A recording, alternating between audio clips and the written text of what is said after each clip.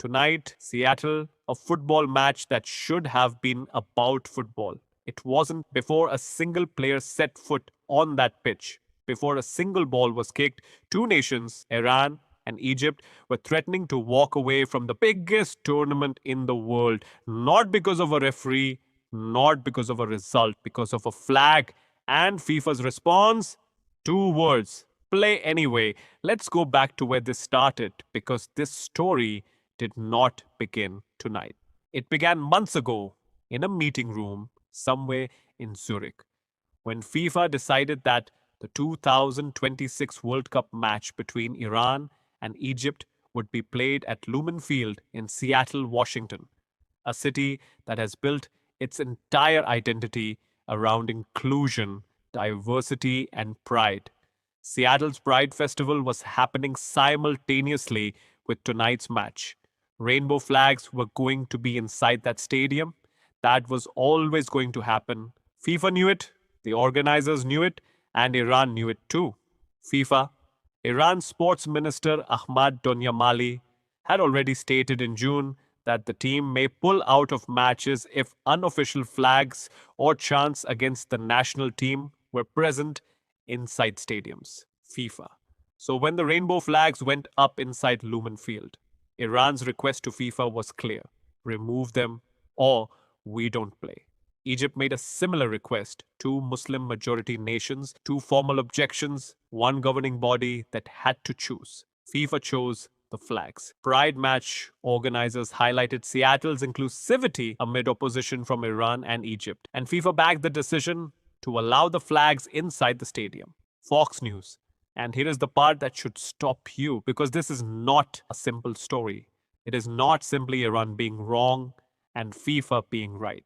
And it is not simply two nations standing up for their beliefs against an overreaching governing body. It is something far more complicated than either of those versions. Think about what FIFA is actually managing tonight. On one side, fans inside a Seattle stadium who have every right to carry a flag that represents their identity, their safety, their right to exist. Fans who did not choose which country was assigned to play in Seattle. Fans for whom a rainbow flag is not a political statement, it is a personal one. On the other side, players is representing countries where the laws of their land, the religious beliefs of their communities, and the political realities of their governments make that same flag not just uncomfortable, but genuinely threatening. Players who did not choose to play in Seattle, players who are now being placed at the center of a political confrontation they never asked for. FIFA is the organization that promised this would be the most inclusive World Cup in history. Inclusive of whom exactly? Subscribe right now if you want to follow every story at this tournament that the mainstream coverage isn't telling you in full. Because tonight's match is one of the most complicated moments this World Cup has produced, and it deserves the full picture.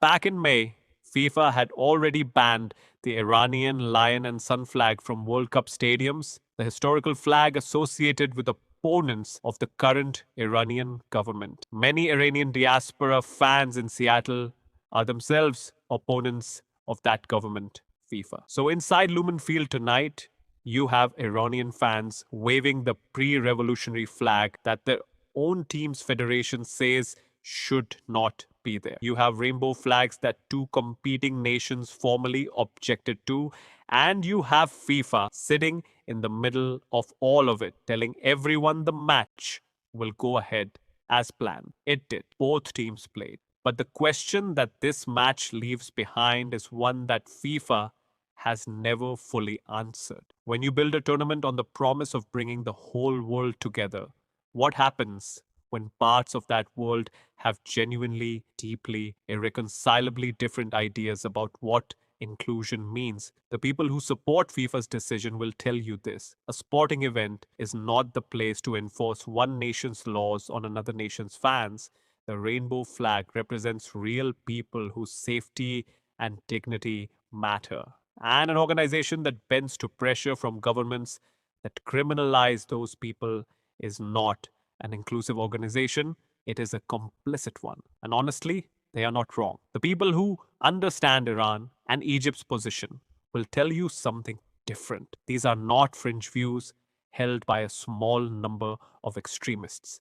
These are the sincerely held religious and cultural beliefs of hundreds of millions of people. Players representing their nation should not be forced to perform in an environment their governments and communities find deeply offensive, especially when FIFA assigned the match to that location. If the tournament is truly global, it has to hold space for the entire globe, not just the parts of it that agree with Seattle. And honestly, they are not wrong either. This is the paradox at the heart of the 2026 World Cup, a tournament staged in the most politically divided host nation in modern history. A tournament that put Iran, a country currently at war with the United States, on American soil. A tournament that promised to unite the world and then scheduled a match in a Pride Festival city between two nations that objected to pride flags. FIFA did not create the differences between these cultures, but FIFA built the arena where those differences collide and then called it the most inclusive tournament in history. Tonight, in Seattle, the football was played, the goals were scored, the result was recorded, but the real question that Lumen Field raised tonight will not be answered by a scoreline. When you put the whole world in the same stadium, whose values get to fly on the walls? You tell me. Drop your answer in the comments. I'll see you in the next one.